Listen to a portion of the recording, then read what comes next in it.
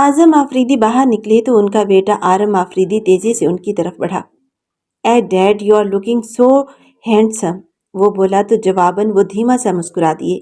सामिया अफरीदी भी कुछ देर के बाद बाहर आ चुकी थी। देवर जी कहाँ हैं? सामिया ने पूछा। लो वो आ गए आपके देवर जी, उसने सीढ़ियां उतरते अल्तमश को देखते हुए कहा। अस्सलाम वालेकुम, कैसी हैं भाभी आप? आपको इससे क्या? मुझे पता चल चुका था कि आप दोपहर से आ चुकी हैं, मगर एक बार भी हमसे मिलने की कोशिश नहीं की और ऊपर से आए भी इतने दिनों के बाद। सामिया ने रूठे हुए अंदाज में कहा। आई एम सॉरी, बस मसरूफियत इस कदर ज्यादा थी कि समझ ही नहीं आई। आपको तो पता ही है, मेरी मूवी की शूटिंग खत्म होती तो मैंने आना था ना। और रही बात आपसे ना मिलने की, तो मुझे पता लगा था कि आप सोई हुई हैं, तो मैंने कहा चलो मैं भी थोड़ा सा आराम कर लेता हूँ। तो बस मैं तो अपने भतीजे साहब से नहीं मिला, हालांकि उनका फर्स्ट सॉन्ग रिलीज होने वाला है। सो कॉन्ग्रेचुलेशंस, अल्तमश हल्का सा मुस्कुराते हुए कहा तो आरम जल्दी से उसके गले लग गया। थैंक यू सो मच चाचू, वो मुस्कुरा कर बोला। अब चलें, अल्तमश ने कहा और फिर सबके साथ बाहर की जानिब बढ़ गया। वो लोग होटल पहुंचे और फिर मेहमानों का इस्तकबाल करने के बाद सब लोग आरम की मूवी की हीरोइन महजबीन के मुंतजिर थे। फिर स्पोर्ट्स लाइट में एक लड़की अंदर दाखिल हुई, जो कि लाइट्स के जलने पर जल्दी से अपनी आंखों के आगे अपना बाजू रख चुकी थी। फिर उसने अपना बाजू आहिस्ता से हटाया और परेशान से इर्द गिर्द देखने लगी। उसने ब्लैक कलर की लॉन्ग मैक्सी पहन रखी थी, जो कि बिल्कुल सादा थी और शानों पर दुपट्टा था। लंबे बाल पुश्त पर बिखरे हुए थे और आरम मबहूत सा उसको देखता चला गया और अल्तमश उसकी हालत पर हंसा। उसी वक्त पीछे से महाजबीन अंदर दाखिल हुई तो उसने जल्दी से महाजबीन का बाजू थाम लिया। जब तमाम लाइट्स ऑन हुई तो वो सब तेजी से उनकी जानिब बढ़े। आरम ने फूलों का एक बुके महाजबीन की तरफ बढ़ाया, जो कि उसने नजाकत से थामते हुए साइड टेबल पर रख दिया। हाय मिस महाजबी, ये हैं मेरे चाचू और ये हैं मेरे बाबा, इनसे तो आप मिल ही चुकी हैं, वो अल्तमश से तारुफ करवाते हुए बोला। ये मेरी सिस्टर राइका, उसने इस परी पैकर का तारुफ करवाया। अल्तमश ने गौर से उसे देखा। वो स्क्रीन से ज्यादा हसीन थी, खास तौर पर उसके चेहरे की मासूमियत। हालांकि वो एक डांसर, मॉडल और एक्ट्रेस थी, मगर ऐसी लड़कियों की मासूमियत शोबिज़ की दुनिया खा जाती है। फिर भी उसमें एक अजीब सी कशिश थी, जिसने काफी अरसा कबल ही अल्तमश को अपनी तरफ मुतवज्जा कर लिया। फिर वो लोग मीडिया के साथ कॉन्फ्रेंस करने लगे। रायका एक साइड पर चुपचाप बैठी थी। कॉन्फ्रेंस खत्म होने के बाद आरम उसके पास आया। आप कुछ लेंगी रायका? उसके पास आकर पूछा तो रायका ने नफी में सर हिला दिया। क्या मैं आपके पास बैठ सकता हूँ? वो बोला तो रायका ने सर असबात में हिला दिया। फिर वो रायका से गुफ्तगू में मसरूफ हो गया और दूर खड़ी महाजबीन कुछ सोच रही थी। वो जूस की सिप लेते हुए रुख फेर गई, मगर उसका जहन तेजी से ताने बाने बुन रहा था। मिस महाजबीन, किस सोच में गुम हैं आप? अल्तमश ने पास आकर पूछा तो वो उस शख्स को देखने लगी जो उसे जहर लगता था, मगर उसकी मजबूरी थी कि वो अपनी कैफियत का इजहार नहीं कर सकती थी।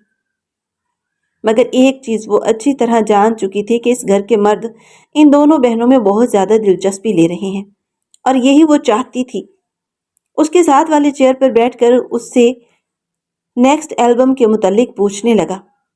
फिलहाल तो मेरा कोई इरादा नहीं, क्योंकि मुझे कुछ अरसा आराम करना है, तो इसके बाद सोचूंगी, वो इत्मीनान से बोली। वैसे अमूमन पाकिस्तानी खवातीन की शादी 23-24 साल की उम्र में हो जाती है, मगर आपकी उम्र काफी ज्यादा हो चुकी है, शादी क्यों नहीं की? अल्तमश ने उसे गहरी निगाहों से देखते हुए पूछा। कोई ऐसा मिला ही नहीं जो मेरे काबिल हो, और वैसे भी मेरा ज्यादा ध्यान अपने करियर की तरफ था।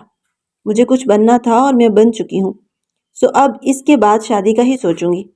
अगर कोई मुझे मेरे मिजाज का मिल गया तो, वो इत्मीनान से बोली। मैंने भी अब तक शादी नहीं की, क्योंकि मुझे अपने मिजाज की लड़की ही नहीं मिली। मेरी अपनी सोसाइटी में इर्द गिर्द जितनी लड़कियां हैं, उनका ज्यादातर मेरी तरफ रुझान इसलिए है क्योंकि मेरा एक नाम है, एक शोहरत है, या फिर अगर कोई शादी करना भी चाहती है तो मुझे सीढ़ी बनाकर आगे बढ़ना चाहती है। मगर मैं ऐसी लड़की से शादी करना चाहता हूँ जो मेरा इस्तेमाल न करे, बल्कि मुझसे सच्ची मोहब्बत करे, जैसे मेरे भैया की बीवी करती हैं। मुझे उन जैसी बीवी चाहिए। वो दूर खड़े आजम आफरीदी और सामिया को देखते हुए बोला। उसके लहजे में आज भी अपनी भाभी के लिए वही मोहब्बत थी जो बरसों पहले थी। महाजबीन को वहशत होने लगी थी। वैसे मैंने सुना है कि आपके पीछे भी किसी का हाथ है। आप हमेशा जिक्र करती हैं कि आपकी कामयाबी के पीछे कोई हस्ती है, जिनका नाम आप बता नहीं सकती, مگر ایک وقت آئے گا کہ آپ انہیں منظر عام پر لائیں گی اور ہم اس وقت کے منتظر ہیں۔ مجھے لگتا ہے کہ وہ کوئی مرد ہوگا، کیونکہ اگر مرد کی زندگی میں عورت ہوتی ہے تو عورت کی زندگی میں یقیناً مرد ہوتا ہے۔ التمش نے کہا، کچھ زیادہ نہیں دلچسپی لے رہے آپ ہم میں مسٹر آفریدی؟ میں ذرا اور ٹائپ کی لڑکی ہوں۔ میرے بارے میں جہاں آپ نے اتنا سنا ہے تو یہ بھی سن رکھا ہوگا کہ میں مردوں سے دور ہی رہتی ہوں۔ صرف پروفیشنل لائف میں میرا ان کا ساتھ ہوتا ہے، پرسنل لائف میں میرا کسی مرد کے ساتھ کوئی تعلق نہیں، اور نہ ہی میں اپنے پیچھے کسی مرد کا ہاتھ کہتی ہوں۔ میں نے ہمیشہ کہا ہے کہ میری کامیابی کے پیچھے ایک ہستی ہے جن کو میں منظر عام پر جلد ہی لاؤں گی، اور وہ ہستی مرد نہیں ہے، اور مرد کو صرف برباد کرنا آتا ہے، آباد نہیں۔ وہ سرد لہجے میں بولتی سامنے دیکھنے لگی۔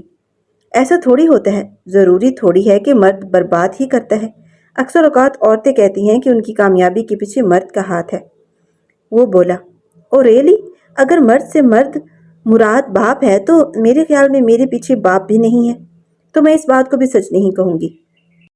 اگر مرد کے پیچھے آپ سمجھتے ہیں شوہر ہے تو میرے نزدیک تو یہ بالکل ہی ممکن نہیں، کیونکہ مرد اپنی ایک بیوی پر راضی نہیں ہوتا، بلکہ اسے گھاٹ گھاٹ کا پانی پینے کی عادت ہوتی ہے، جیسے آپ کے بھائی جان کو۔ میں نے سنا ہے کہ برسوں پہلے آپ کے بھائی نے بے وفائی کی تھی آپ کی بھابھی سے۔ وہ طنزیہ لہجے میں بولی تو التمش گہرا سانس بھر گیا۔ یہی میرے بھائی کی واحد زندگی کی غلطی ہے جو آج تک معاف نہیں ہوئی۔ معاشرے نے معاف ہی نہیں کیا اور کرنا بھی نہیں چاہیے۔ انہوں نے بھابھی کی وفاؤں کا جو صلہ دیا ان کی اتنی سزا تو بنتی ہی ہے، اور بے وفائی بھی کی تو ایک بازارو عورت کی وجہ سے۔ التمش کے لہجے میں آج بھی وہ نفرت تھی جسے محسوس کر کے اس کے اندر کچھ سلگنے لگا تھا۔ آپ جیسے انسان کو اس طرح کے لفظ بولنا زیب نہیں دیتے۔ وہ تلخ لہجے میں بولی، میں عورتوں کی بہت عزت کرتا ہوں مس مہاجبین، مگر وہ عورت آپ اور بھابھی جیسی ہو تو میں اس کے علاوہ باقی عورتوں کے لیے ویسے ہی لفظ استعمال کروں گا جو میں نے ابھی کیا۔ وہ تنفر بھرے لہجے میں بولا تو وہ ایک جھٹکے سے اٹھ کھڑی ہوئی۔ مجھے ایک ضروری کام یاد آ گیا ہے، میں چلتی ہوں۔ وہ سپاٹ لہجے میں بولی اور پھر اٹھ کر تیزی سے رائکا کی جانب بڑھی۔ چلو رائکا گھر چلتے ہیں، میری طبیعت کچھ ٹھیک نہیں ہے۔ وہ بولی تو سامیہ اور اعظم خان ان کے پاس آ گئے۔ ایسے کیسے؟ کھانا کھا کے جائیے نا، سامیہ نے کہا۔ بہت شکریہ، لیکن میں گھر کا ہی کھانا پسند کرتی ہوں، باہر کا کھانا مجھے پسند نہیں ہے۔ اوہ چلیں پھر، ایک کام کیجیے گا، سنڈے کو آپ ہمارے گھر آئیے گا اور آپ کی پسند کے مطابق ہم کھانا بنائیں گی۔ آپ کو جو بھی پسند ہو آپ ہمیں بتا دیجیے گا، سامیہ نے کہا۔ بہت شکریہ، میں آپ کو سوچ کر بتاؤں گی، وہ بولی اور پھر رائکا کے ساتھ باہر کی جانب بڑھ گئی۔ اگلے دن التمش اپنی ایکسرسائز مکمل کرنے کے بعد اندر آیا تو آرم لانج میں بیٹھا کسی گہری سوچ میں گم تھا۔ کیا بات ہے بھتیجے، کہاں کھوئے ہوئے ہیں؟ چاچو یار فون کو منتظر ہوں، مس مہاجبین کے انہوں نے کچھ بتایا ہی نہیں کہ وہ اس سنڈے کو آ ہی رہی ہیں یا نہیں۔ وہ مضطرب سا بولا تو التمش کے لبوں پر گہری مسکراہٹ دوڑنے لگی۔ کیا یار چاچو اب میرا مذاق اڑا رہے ہیں کیا؟ وہ جھنجھلا کر بولا، نہیں میں کیوں مذاق اڑاؤں گا، میں تو خود بہت منتظر ہوں کیونکہ میرا دل بھی بہت مضطرب ہے انہیں دیکھنے کے لیے۔ التمش نے کہا تو اندر آتی سامیہ ان کی بات سن کر ٹھٹک گئی۔ کیوں؟ آپ کیوں ان کے لیے اتنے مضطرب ہیں؟ ذرا مجھے بتائیں گے؟ سامیہ نے ان کے کان کھینچتے ہوئے پوچھا تو وہ کہکا لگا کر ہنس پڑا۔ میں نے سوچا کہ میری پیاری سی بھابھی اکیلے کام سنبھال سنبھال کر تھک گئی ہوں گی تو ان کے لیے ایک عدد دیورانی لے آتے ہیں۔ وہ مسکرا کر بولا تو اب کی بار آرم نے آنکھیں پھاڑ پھاڑ کر اسے دیکھا۔ او مائی گاڈ، مطلب آپ پیار میں پڑ چکے ہیں، لیکن آپ نے غلط جگہ پر دل لگا لیا ہے۔ بہت ہی کھڑوس ہیں، مردوں سے سخت الرجی ہے انہیں۔ پتہ ہے میرے ساتھ جو یہ سانگ کی شوٹنگ تھی اس میں کپل ڈانس تھا، اور میں نے جیسے ہی ان کی کمر پر ہاتھ ڈالا تو انتہائی غصے سے مجھے دیکھنے لگی۔ کہنے لگی آپ نے اجازت لی کہ میں آپ کو چھو سکتا ہوں کہ نہیں؟ آرم ہنستے ہوئے اسے بتا رہا تھا اور اس کی مسکراہٹ مزید گہری ہوتی جا رہی تھی۔ یہی چیز تو مجھے پسند ہے، اچھا لگتا ہے اس پر ایٹیٹیوڈ، اور مجھے لگتا ہے کہ وہ میرے لیے ہی بنائی گئی ہے، اور میں اس کے ساتھ کوئی فلرٹ تو کرنے والا نہیں۔ ڈائریکٹ رشتہ بھیجوں گا تو مجھے لگتا ہے کہ وہ قبول کر لے گی۔ وہ کندھے اچکا کر بولا تو سامیہ کا چہرہ کھل اٹھا تھا۔ مجھے تو رائکا بھی بہت پسند آئی تھی۔ پتہ ہے مجھے لگا کہ میرا بیٹا اس میں دلچسپی لے رہا ہے، اب مجھے کیا پتا تھا کہ اس کی بڑی بہن میں میرے دیور جی بھی دلچسپی لے رہے ہیں۔ سائمہ خوشگوار لہجے میں بولی، کون کس میں انٹرسٹ لے رہا ہے؟ اندر داخل ہوتے اعظم آفریدی نے پوچھا تو سامیہ نے اسے ساری بات بتائی۔ ویسے لڑکیاں تو مجھے بھی کافی اچھی لگی، معقول ہیں، اچھی فیملی کی لگتی ہیں، مگر مجھے کچھ اور بھی پتہ چلا ہے کہ ان کے آگے پیچھے کوئی بھی نہیں ہے، کوئی خاندان، کچھ بھی نہیں، اور تمہارے لیے خاندان نام کی بہت ویلیو ہوتی ہے۔ اعظم نے طنزیہ لہجے میں کہا تو وہ لب بھینچ کر رہ گیا۔ فکر مت کیجیے، میں اس بارے میں سب کچھ جانچ پڑتال کر کے یہ سب کر رہا ہوں، اور بہت عرصے سے یہ لڑکی انڈسٹری میں ہے۔ اس کا ایک بہت غریب گھرانے سے تعلق رہا ہے، مگر فیملی اچھی ہے۔ اس کا باپ ایک سکول کا ہیڈ ماسٹر تھا، اور کافی عرصہ قبل اس کی اپنی بیوی سمیت روڈ ایکسیڈنٹ میں وفات ہو چکی ہے، اور اس کا فیملی بیک گراؤنڈ جیسا بھی ہے، مگر بہت شریف خاندان ہے۔ التمش بولتا چلا گیا۔ فیملی بیک گراؤنڈ کا کیا ہے، وہ تو انسان ہی بنا لیتا ہے، اس لیے یہ کہہ رہا ہوں کہ ایک بار پھر سے سوچ لو۔ اعظم آفریدی نے کہا، لوگوں کی طرح بے وفا نہیں ہوں، اپنے فیصلے لینا جانتا ہوں۔ اس کے لہجے میں کاٹ تھی جس سے اعظم آفریدی نے مٹھیاں بھینچ لیں۔ اور لوگوں سے تمہارا کیا مطلب ہے؟ اچھی طرح سے جانتا ہوں میں، اعظم آفریدی نے تلملا کر کہا، اور اس سے پہلے کہ التمش مزید کچھ بولتا، سامیہ نے اسے آنکھوں ہی آنکھوں میں منع کیا تو وہ لب بھینچ کر اپنے کمرے کی جانب بڑھ گیا۔ کچھ دیر گزری تو اس کا موبائل بجنے لگا۔ اس نے نمبر دیکھا تو مہجبین کا تھا۔ اس کے لبوں پر دل فریب سی مسکراہٹ رقص کرنے لگی۔ بخیر راغلے، میں آپ ہی کو یاد کر رہا تھا، اور دیکھیے آپ کا فون آ گیا۔ بڑی لمبی عمر ہے آپ کی، وہ مسکرا کر بولا۔ بہت شکریہ مسٹر التمش، لیکن آپ مجھے یاد کیوں کر رہے تھے؟ دوسری طرف سے سپاٹ لہجے میں پوچھا گیا۔ بس ایسے ہی۔ کیوں؟ میں آپ کو یاد نہیں کر سکتا؟ ویسے دنیا میں کئی مریض عشق ہوں گے جو آپ کی ایک جھلک دیکھنے کے بعد آپ کو ہمیشہ یاد کرتے ہوں گے۔ بہت دھیمی سی مسکراہٹ سے بولا تو دوسری طرف ایک پل کے لیے خاموشی چھا گئی۔ اچھا، میں اس سنڈے کو آپ کی طرف ڈنر کے لیے آ رہی ہوں۔ کچھ دیر کے بعد اسی طرف سے اس نے کہا تو التمش کے چہرے پر مسکراہٹ گہری ہو گئی۔ تھینک یو سو مچ۔ آپ نے اس قابل تو سمجھا کہ آپ نے ہماری دعوت کو قبول کیا۔ میں بھابھی کو جا کر خوشخبری دیتا ہوں، وہ بولا، اور دوسری طرف سے خدا حافظ بول کر کال کاٹ دی۔ سچ میں بڑی کھڑوس لڑکی ہے یہ، وہ بڑبڑاتا ہوا باہر نکل گیا۔ خدا خدا کر کے آج اتوار کا دن آیا تھا۔ آرم کی نگاہیں تو بار بار گیٹ کی جانب اٹھ رہی تھیں۔ پھر مغرب سے کچھ دیر پہلے مہجبین اور رائکا پہنچ چکی تھی۔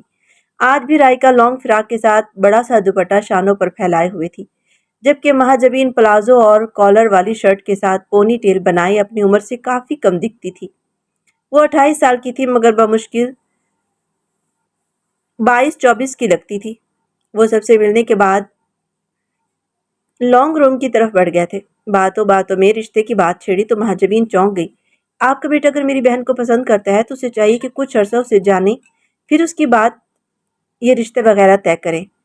میرے خیال میں میاں بیوی کا رشتہ بننے سے پہلے دونوں میں انڈرسٹینڈنگ ضرور ہونی چاہیے، اور التمش سے رشتہ بنانے سے پہلے انہیں مجھے انڈرسٹینڈنگ کے لیے ملاقاتیں کرنی چاہیے۔ وہ سنجیدگی سے بولی، ہم ایک دوسرے کو جلد ہی انڈرسٹینڈ کر لیں گے، اور اس طرح آرم اور رائکا بھی۔ میں نے آپ کے متعلق کافی عرصے قبل سے سوچنا شروع کر دیا تھا، اور میں کبھی بنا سوچے سمجھے کوئی فیصلہ نہیں کرتا۔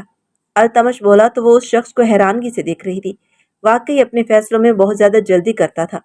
ایم سوری، اس طرح رشتے نہیں طے ہوتے، اور مجھے رائکا کو ان باتوں کے بارے میں سوچنے کے لیے کچھ ٹائم تو دینا چاہیے۔ جب تک کمفرٹیبل نہیں ہوں گے میں رشتے کے لیے ہاں نہیں بول سکتی۔ وہ ہنوز سنجیدگی سے بولی تو التمش نے دھیمی سے مسکراہٹ سے اسے دیکھا اور دل ہی دل میں اپنی پسند کو سراہا۔ آپ کو جب ایزی لگے آپ ہمیں بتا دیجیے گا، لیکن اگر آپ کے ہاں ہوئی تو اس کے بعد ہم لوگ چند دن بھی نہیں رکیں گے۔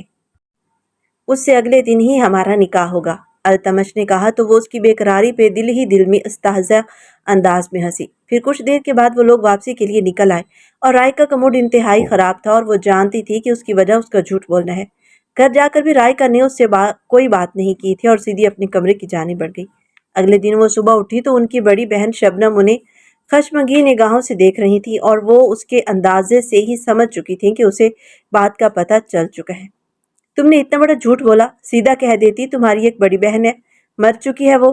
شبنم تلخ لہجے میں بولی تو اس نے تڑپ کر اسے دیکھا۔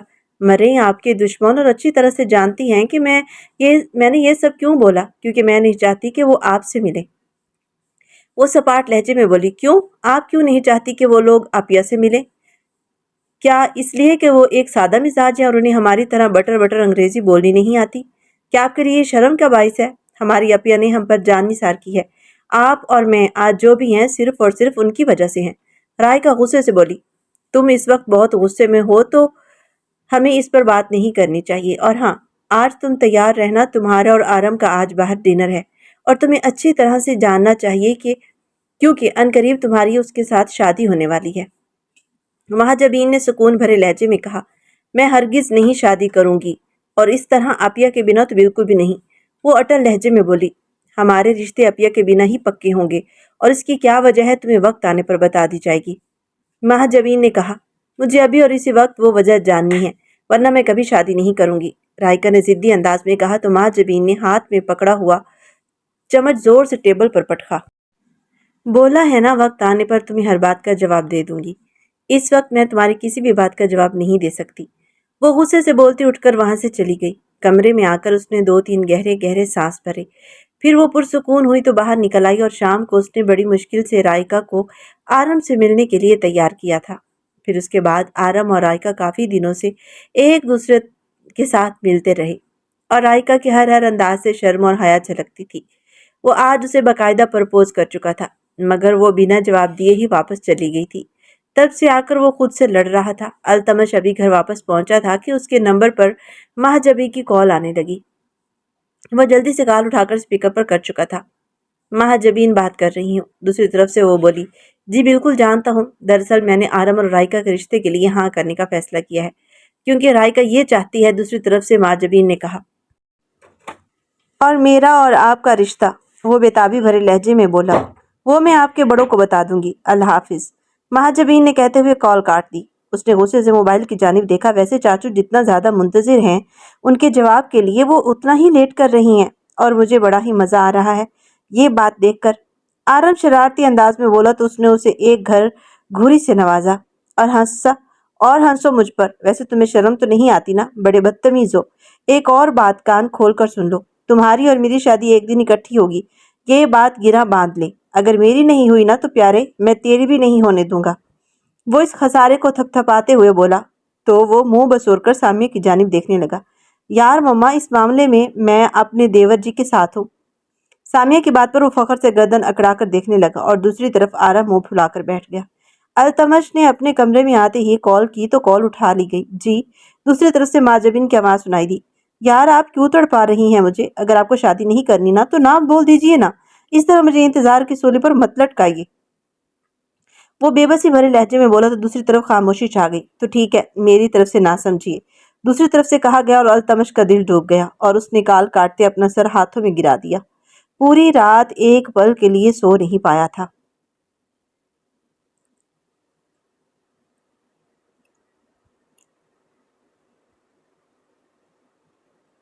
اور صبح وہ ناشتے کی ٹیبل پر آیا تو وہاں بیٹھی مہاجبین اور رائکا کو دیکھ کر ٹھٹک گیا، پھر سلام کرتا اس کے سامنے والی چیئر پر بیٹھ گیا۔ اب آپ لوگ ناشتہ کریں اور شاپنگ کے لیے نکلیں، دلہا حضرات کے ڈریسز لینے ہیں بس، لیکن دلہنوں کے ڈریسز مہاجبین کی بوتیک سے آنے تھے، جو دلہا جا کر خود لے آئے۔ وہ سپاٹ لہجے میں بولا تو سب نے ایک دوسرے کو دیکھا، اور پھر سب ہنسنے لگے۔ اچھا بس کرو، میرے پیارے سے دیور جی کا اتنا سا منہ نکل آیا۔ سو میرے پیارے سے دیور جی، مہاجبین نے میری دیورانی بننے کے لیے ہاں بول دی ہے۔ سامیہ کی بات پہ اس نے مہاجبین کی طرف دیکھا، جو اسے دیکھتے مسکرا کر کندھے اچکا گئی۔ اچھا مطلب میرے ساتھ پرینک کیا گیا؟ وہ گہرا سانس بھرتا بولا تو سب پھر سے ہنس پڑے۔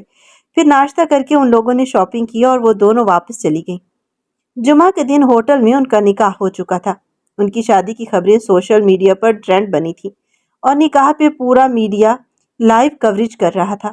7 دن کے بعد شادی کے فنکشن تھے، اور نکاح کے بعد التمش اسے لے کر باہر آیا، اور اس کی کمر میں ہاتھ ڈالتے قریب کرتا اس کے لبوں پر جھکا، اور اس سے پہلے کہ وہ ان کو چھوتا، مہاجبین جلدی سے اپنا مومی ہاتھ اس کے لبوں پر رکھتی اسے روک گئی۔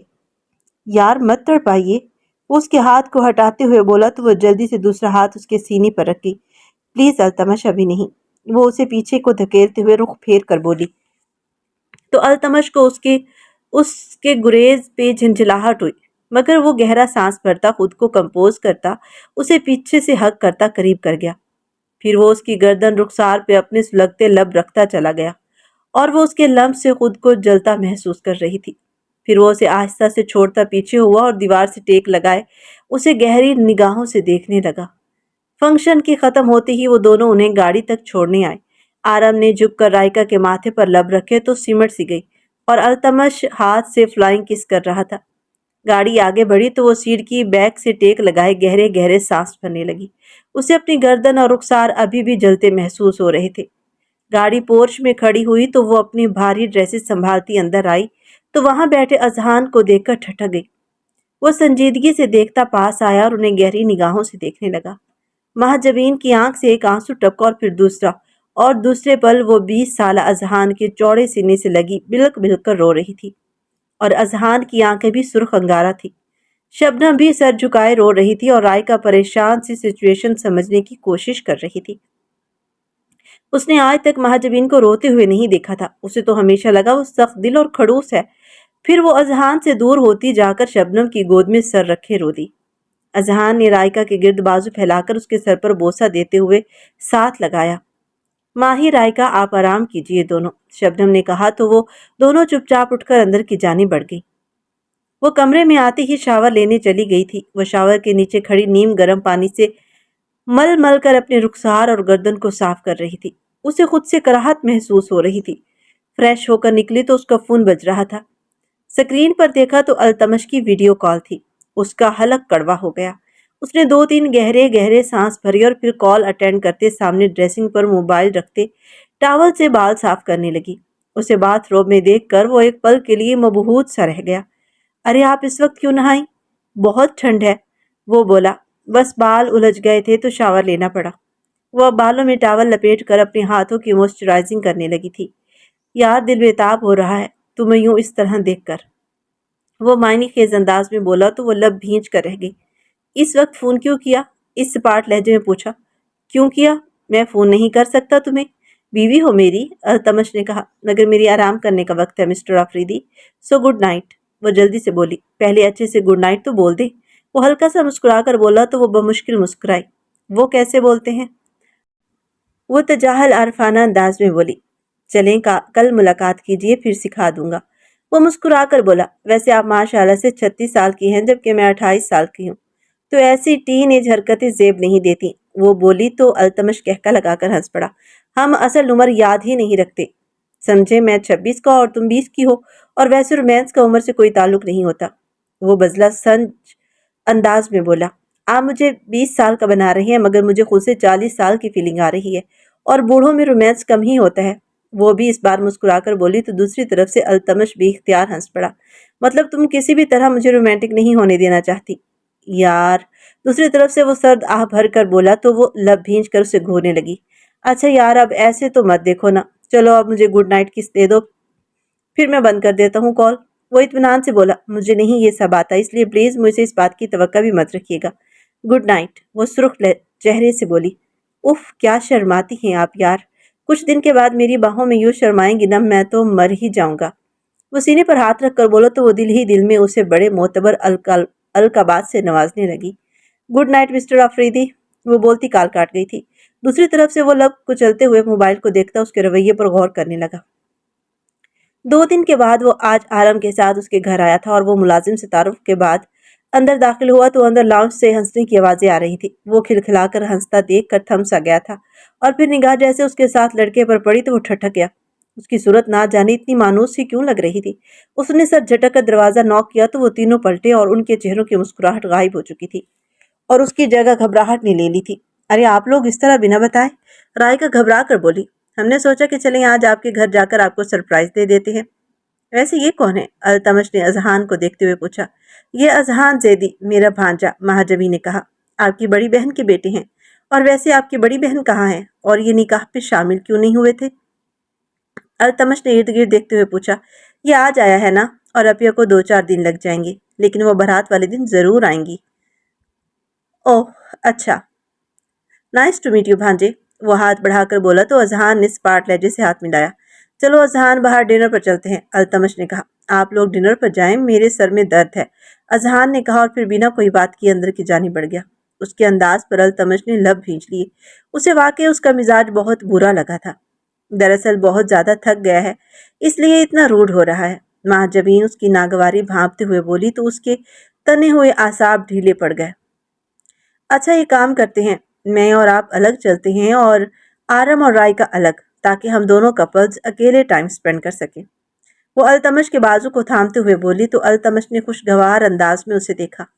ہاں ضرور، التمش نے کہا، تو چلیے پھر نکلتے ہیں۔ وہ مسکرا کر بولی اور پھر وہ دونوں باہر نکلے۔ آرم اس کی گاڑی لے کر چلا گیا اور وہ مہاجبین کی گاڑی میں جا رہا تھا۔ پھر ہوٹل میں پرسنل روم بک کروا کر کھانا منگوایا۔ وہ کھانا کھاتے ہوئے ہلکی پھلکی گفتگو کر رہے تھے۔ پھر پاس کھڑے ویٹر سے ٹرائفل پکڑنے لگی تو پورا باؤل اس پر الٹ گیا۔ وہ ہڑبڑا کر اٹھتی اپنے بال صاف کرنے لگی۔ I am so sorry ma'am, I am really sorry. Waiter گھبرا چکا تھا۔ تمہارے ہاتھ کام نہیں کرتے کیا؟ تمہیں ابھی نوکری سے نکلواتا ہوں، التمش دھاڑ کر بولا تو ویٹر مزید گھبرا گیا۔ میم پلیز مجھے معاف کر دیجیے، میں بس پریشان تھا۔ میری بیوی ہاسپٹل ہے، اسے بچہ ہونے والا ہے تو دھیان بٹ گیا۔ وہ نم لہجے میں بولا، بکواس بند کرو، 100 بہانے ہوتے ہیں تمہارے پاس، اب تم اس ہوٹل میں نظر نہیں آؤ گے۔ التمش چیخ اٹھا۔ وہ ساکت و جامد یکٹک اس صفاک آدمی کو دیکھ رہی تھی جو اس پر ذرا برابر ترس نہیں کھا رہا تھا۔ ایک کر بھری رات یاد آئی تو آنسو ٹپ ٹپ گرنے لگے۔ پلیز التمش بس کرے، یہ کام مجھ سے آپ سے بھی ہو سکتا ہے، اور آپ جائیں، بلکہ کچھ پیسے رکھیے۔ وہ جلدی سے اپنے پرس سے پیسے نکال کر اس ویٹر کو دیتے ہوئے بولی تو التمش نے حیرانگی سے اسے دیکھا۔ وہ ویٹر دعائیں دیتا باہر نکل گیا۔ یہ سب کیا ہے؟ ارے ایسے لوگ پیسوں کے لیے ایسے کہانیاں گھڑتے ہیں۔ اس نے خود کو بچانے کے لیے اور تم سے پیسے حاصل کرنے کے لیے ساری کہانی گھڑی ہے۔ التمش سر جھٹک کر بولا، آپ کو کیسے پتا کہ وہ کہانی گھڑ رہا ہے؟ کیا پتا وہ سچ کہہ رہا ہو؟ میں نے اس کو چند ہزار روپے دیے ہیں، لاکھوں کروڑوں نہیں، جس سے وہ محل تعمیر کر لے گا۔ وہ نم لہجے میں بولتی جا رہی تھی۔ پھر وہ بے اختیار اپنا چہرہ ہاتھوں میں چھپائے رو دی اور التمش تو اس کے یوں رونے پر سٹ پٹا گیا۔ ارے کیا ہو گیا؟ تمہیں ایسے کیوں رونے لگ گئی ہو؟ وہ بےتابی سے بولا۔ غربت سے بڑا دکھ کوئی نہیں ہوتا، آپ یہ درد نہیں سمجھ سکتے۔ وہ بولی، آئی ایم سوری، تم ٹھیک کہہ رہی ہو۔ مجھ جیسا سونے کا چمچ لے کر پیدا ہونے والا انسان واقعی ان حالات کا اندازہ نہیں کر سکتا جس سے ایک غریب انسان گزرتا ہے۔ وہ لب بھینچ کر بولا، میں واش کر کے آتی ہوں۔ وہ کہتی ہوئی واش روم کی جانب بڑھی اور پھر کچھ دیر کے بعد پلٹی۔ یہ نل نہیں چل رہا، ذرا دیکھیے پلیز۔ وہ باہر نکل کر بولی تو وہ اٹھ کر واش روم میں آیا تو نل کھولنا چاہا تو وہ کھلا ہی نہیں۔ اس نے مزید زور آزمائی کی تو وہ نل ٹوٹ گیا اور چھت پر لگے شاور سے چھم چھم پانی برسنے لگا۔ پانی ہلکا سا نیم گرم تھا۔ وہ بھیگے چہرے سے اپنے بال ہٹاتے مڑی تو اس کا پاؤں مڑا اور اس سے پہلے کہ وہ پھسلتی اور نرمی سے اسے اپنی باہوں میں بھرتا دیکھنے لگا۔ اس کے بھیگے ہونٹ اس کے اندر ہلچل مچا رہے تھے۔ وہ اسے دیوار سے لگاتا، اس کے لبوں کو اپنی دسترس میں لیتا، اسے بھی اپنے ساتھ مدہوش کر گیا۔ پھر وہ شرٹ اتارتا اس پر اپنی محبت برسانے لگا۔ پھر وہ ایک دم سے پیچھے دھکیلتے باہر جانے لگی تو وہ اس کے بازو سے کھینچ کر پھر سے دیوار سے لگا گیا۔ پلیز التمش، یہ سب ٹھیک نہیں، وہ بے چینی بھرے لہجے میں بولی۔ شش، آج مت روکو ورنہ یہ دیوانہ مر جائے گا۔ وہ بے خود انداز میں اس کے لبوں کو چھونے لگا تو وہ پھر سے اس کی سائڈ سے ہوتی گزرنے لگی تو وہ اسے پیچھے سے باہوں میں بھر گیا۔ پلیز التمش، وہ کانپتے لہجے میں بولی۔ مجھے حق ہے مائی لو، وہ گھمبیر لہجے میں بولتا اسے سینے میں بھینچ گیا۔ پھر باتھ روب اسے تھماتے ہوئے باہر نکل گیا۔ وہ فریش ہو کر باہر نکلی تو وہ بھی باتھ روب میں تھا۔ میں نے کپڑوں کا کہہ دیا ہے، کچھ دیر میں بھابھی کے اسسٹنٹ لے کر آ جائیں گی۔ وہ بولو تو بنا کچھ کہے کانپتی ہوئی بیڈ پر بیٹھ گئی۔ سردی لگ رہی ہے؟ وہ اس کے نیلے پڑتے ہونٹ دیکھ کر بولا۔ جی پانی بہت ٹھنڈا آ گیا تھا۔ وہ کانپتے ہوئے بولی، واٹ؟ تو میری جان تو باہر نکل آتی۔ وہ تشویش کی بھری نگاہوں سے دیکھتے ہوئے بولتا۔ ہیٹر آن کرنے لگا مگر وہ بھی نہیں چل رہا تھا۔ انتہائی بیکار ہوٹل ہے، وہ غصے سے ریموٹ پٹک کر بولا اور پھر اس کے بال خشک کرتا بیڈ پر لٹاتا اس کے برابر آ کر اس کے ہاتھوں کو اپنے سینے پر رکھ گیا۔ وہ اس کے سینے سے لگی ابھی بھی کانپ رہی تھی۔ وہ اسے خود میں بھینچ گیا۔ پھر کچھ دیر میں وہ پرسکون ہو کر سو چکی تھی۔ وہ اپنے جذبات پر قابو پاتے اسے تکیے پر سیدھا کرتا بیڈ گراؤنڈ سے ٹیک لگاتا اس کے خوبصورت چہرے کو دیکھنے لگا۔ بس کچھ دن اور یہ دوری ہے، پھر پورے حق سے حق جتاؤں گا، وہ اسے دیکھتے ہوئے بولا اور پھر دروازہ نوک ہونے پر وہ چونک کر اٹھا اور دروازہ کھولا تو ویٹر کپڑوں کا بیگ لیے کھڑا تھا۔ وہ بیگ رکھتا اس کے برابر آ کر لیٹ کر اسے کھینچ کر باہوں میں بھرتا اس کا سر سہلاتے ہوئے آنکھیں موند گیا۔ مہاجبین کی آنکھ کھلی تو کمرے میں کھوپن دے رہا تھا۔ اس نے ادھر ادھر ہاتھ مارا تو التمش کے بیڈ پر ہاتھ لگتے وہ چیخ مارتی اٹھی اور اسی وقت لائٹس آن ہوئی اور پورا کمرہ روشن ہو گیا۔ وہ ہڑبڑا کر مہاجبین کو دیکھنے لگا جو کانوں پہ ہاتھ رکھے چیخیں مار رہی تھی۔ ماہی ریلیکس، یہ میں ہوں، وہ اسے کندھوں سے جھنجھوڑ کر بولا تو وہ چیخنا بند کرتی، ارد گرد کے ماحول کو دیکھتی، اس کی طرف مڑی تو وہ شرٹ لیس صرف ٹراؤزر میں تھا اور وہ خود باتھ روب میں تھی۔ تم ٹھیک ہو مائی لو؟ وہ اس کے قریب ہو کر بولا تو وہ متوحش انداز میں پیچھے ہوئی۔ آپ نے میری نیند کا فائدہ اٹھایا ہے۔ How dare you! دوسرے مردوں جیسے نکلے چیپ اور گھٹیا، وہ غصے سے بولتی بیڈ سے اتر گئی۔ اس کی اس بات پر التمش کے ماتھے پر بل پڑ گئے۔ خود کو دیکھو، تم جس طرح تھی ویسے ہی ہو، باتھ روب میں باہر نکلی تھی اور اسی میں ہو، اور میں صرف تمہارے پاس لیٹ کر تمہاری سردی کم کر رہا تھا اور کچھ نہیں۔ تم مجھے اتنے ہلکی کردار کا سمجھ رہی تھی؟ وہ کر بھر لہجے میں بولا تو وہ سر تھام کر وال کلاک کی جانب دیکھنے لگی جہاں پر رات کے 2 بج رہے تھے۔ او مائی گاڈ، اتنا ٹائم ہو گیا! سب گھر میں انتظار کر رہے ہوں گے۔ وہ ہڑبڑا کر بولی، یہ تمہارے کپڑے ہیں، چینج کر لو، میں چھوڑ دیتا ہوں۔ وہ سنجیدگی بھرے لہجے میں بولا اور پھر اپنی شرٹ پہننے لگا۔ وہ کپڑے بدل کر نکلی تو وہ اسے لے کر باہر آ گیا۔ وہ گھر چھوڑ کر اس کی گاڑی پورچ میں لگا کر اسے یوں ہی گمسم چھوڑے باہر نکل گیا۔ وہ سڑک پہ چلتا جا رہا تھا اور دل بہت بری طرح دکھ رہا تھا۔ وہ اس کی محبت کا جواب میں ہمیشہ سرد لہجے میں بات کرتی رہی۔ اس نے برا نہیں منایا، مگر آج وہ اس کے کردار پر شک کر کے اس کے دل کے کئی ٹکڑے کر چکی تھی۔ وہ ٹیکسی کروا کر گھر پہنچا اور کمرے میں آیا۔ کتنی دیر موبائل ہاتھ میں تھامے دیکھتا رہا کہ اس کا شاید کوئی سوری کا میسج آئے گا، مگر اس کی طرف سے تو یہ پوچھنے کے لیے بھی کال نہیں آئی تھی کہ وہ خیریت سے گھر پہنچا کہ نہیں۔ وہ پوری رات نہیں سو پایا تھا۔ مہاجبین جیسے ہی لاؤنج میں آئی تو شبنم وہیں پر بیٹھی تھی۔ کہاں رہ گئی تھی تم؟ وہ بنا جواب دیے اس کے پاس آ کر اس کی گود میں سر رکھ گئی۔ اپیا، اس کا دل دکھا، وہ بہت افسردہ تھا۔ تکلیف اس کے چہرے سے ظاہر ہو رہی تھی، مگر مجھے خوشی محسوس نہیں ہو رہی۔ مجھے خوش ہونا چاہیے کہ التمش آفریدی تکلیف میں ہے، مگر مجھے خوشی نہیں ہو رہی۔ اس دن اس نے چھوا تھا تو کراہت محسوس ہو رہی تھی، اور آج اس کا لمس بھی اچھا لگ رہا تھا۔ کیوں ہو رہا ہے یہ سب؟ مجھے نفرت کرنی ہے التمش آفریدی سے، مگر میری نفرت اس کی محبت کے آگے کیوں ہارنے لگی ہے؟ میں نے برسوں انتظار کیا ہے کہ میں التمش آفریدی سے انتقام لے سکوں، تو پھر کیوں برا لگ رہا ہے مجھے؟ وہ چیخ اٹھی تھی اور آنسو ٹپ ٹپ اس کے رخسار کو بھگو رہے تھے، اور شبنم کی آنکھیں بھی بھیگی تھی۔ چھوڑ دو یہ انتقام، اپنی زندگی کو شروع کرو، اور میں اذہان کو لے کر دور چلی جاؤں گی۔ شبنم نے کہا تو اس کے آنسو ٹھٹر گئے۔ ہرگز نہیں، آپ اور اذہان میری جان ہے، اور میں آپ کو کبھی دور نہیں جانے دوں گی۔ آپ کا اور اذہان کا حق ضرور دلواؤں گی۔ 20 سال پہلے جو نہیں مل سکا وہ اب ملے گا، وہ اٹل لہجے میں بولی۔ ایسا کیا ہوا تھا 20 سال پہلے، اور کیا ہم لوگ آفریدی فیملی کو 20 سال پہلے سے جانتے ہیں؟ بتائیے نا مجھے۔ وہ ان دونوں کے قدموں میں بیٹھتے ہوئے نم لہجے میں بولی۔ شبنم نے لب بھینچ کر اسے دیکھا اور پھر اسے ماضی کے بارے میں بتاتی چلی گئی۔ 20 سال پہلے تارا بائی کے کوٹھے کی 16 سالہ شبنم کے چرچے جگہ جگہ ہو چکے تھے، اور جب سے اسے اسٹیج ڈانسر کے طور پر انوائٹ کیا گیا، وہاں کی پرفارمنس کے بعد مشہور پروڈیوسر اعظم آفریدی اس چھوئی موئی سی نازک لڑکی پر بری طرح مر مٹا تھا، اور اس دن سے اس نے تارا بائی کی چوکھٹ کو پکڑ لیا تھا۔ دیکھو اعظم میاں، تارا بائی کی بیٹی ہے وہ، اور تارا بائی اپنا پیٹ پالنے کے لیے صرف اس کا مجرا دکھاتی مگر جسم فروشی نہیں کرتی۔ تارا بائی نے کہا، میں جسم فروشی کی بات نہیں کر رہا، میں شبنم کو اپنی بیوی بنا کر پانا چاہتا ہوں۔ وہ بولا تو تارا بائی نے بے یقینی سے اسے دیکھا۔ واہ میاں، اچھا طریقہ ہے نکاح کر کے اپنی ہوس پوری کرنے کا۔ وہ طنزیہ لہجے میں بولی، نہیں تارا بائی، آپ کی بیٹی کو رخصت کر کے لے جاؤں گا، بس کچھ عرصہ انتظار کرنا ہوگا۔ وہ جلدی سے بولی تو تارا بائی نے اوٹ میں کھڑی اپنی معصوم کلی کو دیکھا اور پھر کملی کی طرف دیکھا۔ آپا، اگر شبو چلی گئی تو فاقوں کی نوبت آ جائے گی۔ کملی نے کہا، نہیں، ایسا کبھی نہیں ہوگا، آپ لوگوں کا سب خرچہ پانی میرے ذمہ ہے، میں اپنی ذمہ داری سے پیچھے نہیں ہٹوں گا۔ اعظم آفریدی نے کہا تو تارا بائی گہری سوچ میں ڈوب گئی۔ اگر اسے تم عزت کے ساتھ رخصت کرنا چاہتے ہو تو میں راضی ہوں، تارا بائی نے کہا۔ پھر اسی دن شبنم اور اس کا نکاح ہو گیا۔ وہ شبنم سے اکیلے میں ملا تو وہ چھوئی موئی سی لڑکی کو اتنے قریب دیکھتے مزید دیوانہ ہو گیا۔ پھر 2 ہفتے کے 3 دن اس کے پاس آتا تھا، اس کے ساتھ عہد کرتا، اس سے محبت کی باتیں کرتا، اور شبنم اس کی محبت میں یقین کرتی چلی گئی۔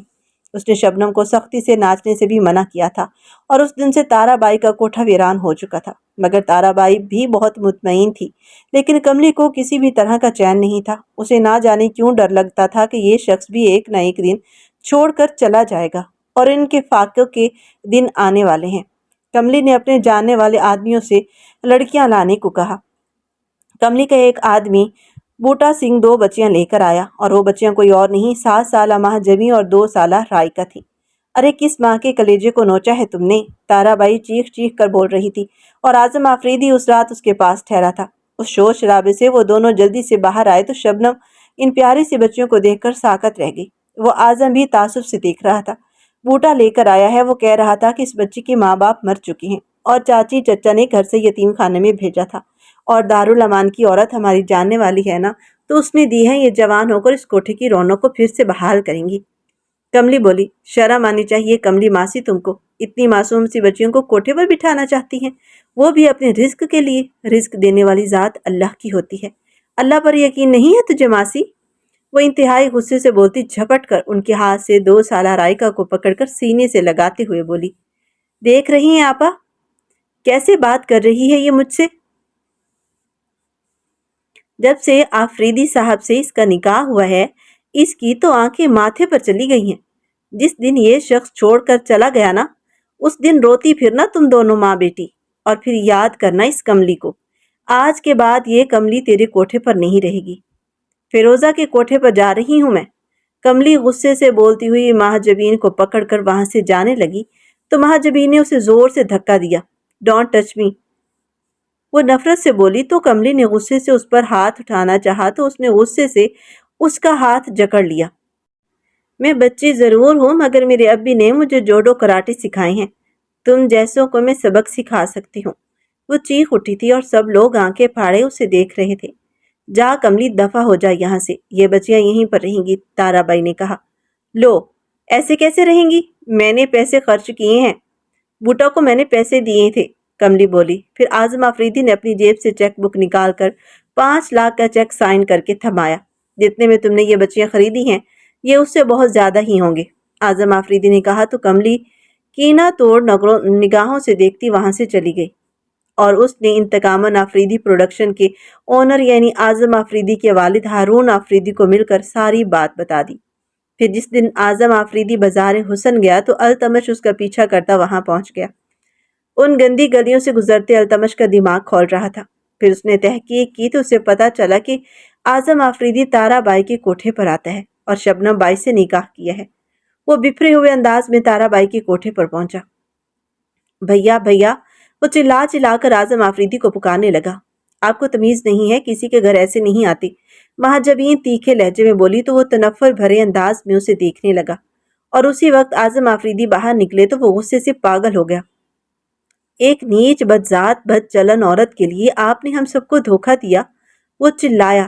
بس خبردار، اس سے آگے ایک لفظ بھی بولا تو، اعظم آفریدی نے چیخ کر کہا، یہ عورت کے لیے، یا آپ اس عورت کے لیے آپ نے بھابھی کو دھوکہ دیا، اپنے معصوم بچے کو دھوکہ دیا۔ اب آپ یہاں سے چلیں گے ورنہ بابا کو بلانا پڑے گا۔ التمش کی دھمکی پر وہ لب بھیج کر تھر تھر کانپتی شبنم کی طرف مڑی۔ میں پھر آؤں گا، یہ کہہ کر التمش کے ساتھ وہ وہاں سے چلا گیا۔ پھر 10 دن گزر گیا، وہ نہیں آیا، مگر اس کی طرف سے خط آیا جس میں اس نے بتایا کہ وہ بابا کی وجہ سے بہت مجبور ہے اور شاید وہ کبھی دوبارہ نہ مل سکے گا، مگر پیسے بھیجتا رہے گا۔ وہ اس مختصر خط کو پڑھتے بے ہوش ہو گئی۔ دائی نے آ کر بتایا کہ وہ حمل سے ہے۔ تارا بائی گمسم سی ہو گئی تھی۔ کملی روز آ کر تانے دیتی تھی اور تارا بائی سر جھکائے سنتی تھی۔ پھر شبنم سے چھپ کر تارا بائی نے ننھی مہاجبین کو ڈانس سکھانا شروع کر دیا، اور شبنم کو جس دن پتہ چلا اس نے پورا کوٹھا سر پر اٹھا لیا۔ پھر ایک رات وہ ان دونوں کو لے کر اس کوٹھے سے نکل آئی کہ آفریدی ہاؤس پہنچی۔ شبنم کے جسم کی بناوٹ سے اعظم آفریدی کو پتہ چل چکا تھا کہ وہ ماں بننے والی ہے۔ التمش گارڈ سے بولا کہ اس گند کو باہر نکالو۔ ہارون آفریدی چیخ اٹھے تھے۔ شبنم گڑ گڑانے لگی مگر وہاں تو سب فرعون بنے کھڑے تھے اور اعظم آفریدی مجرموں کی طرح سر جھکائے کھڑا تھا۔ التمش نے گارڈز کو بلوا کر شبنم کو اور انہیں باہر نکالا۔ تم جیسی بازارو عورتیں ہمارے ہمدردی کے بھی لائق نہیں ہیں، جاؤ جا کر اس گند پر مرو، اور یہ رکھو پیسے، اور چاہیے ہوں تو بتا دینا، التمش سرد لہجے میں بولا۔ پیسوں کی گڈی شبنم کی گود میں پھینکتے اندر کی جانب بڑھا۔ اور مہاجبین اپنی چپل اتار کر اس کی کمر میں ماری۔ وہ اس نازیبا گالی دیتا اس کے پاس آیا اور ایک زوردار تھپڑ اس کے رخسار پر رسید کیا تو وہ دور جا کر گری۔ پھر وہ گالی بکتا اندر چلا گیا۔ مہاجبین نے شبنم کے ہاتھ سے گڈی پکڑی اور اندر آئی اور اسی وقت التمش مڑا۔ اوئے یو ڈنکی منکی، اپنے پیسے رکھ اپنے پاس، ہم تم جیسوں کے پیسوں پر تھوکتی بھی نہیں۔ وہ گڈی زور سے اس کے منہ پر پھینکتے ہوئے بولی۔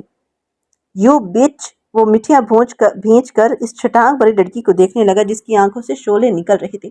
خدا کرے کہ تم لوگوں کی ہر خوشی غم میں بدل جائے، خدا کرے تم لوگ ویسے تڑپو جیسے ہم تڑپ رہی ہیں، وہ 8 سالہ مہاجبین جھولی اٹھا کر کہہ رہی تھی، اور پھر پہلی بار ہارون آفریدی کے قدم لڑکھڑائے تھے۔ التمش نے اس کے بالوں سے پکڑا اور اسے کھینچتا ہوا باہر لا کر سڑک پر پھینکا۔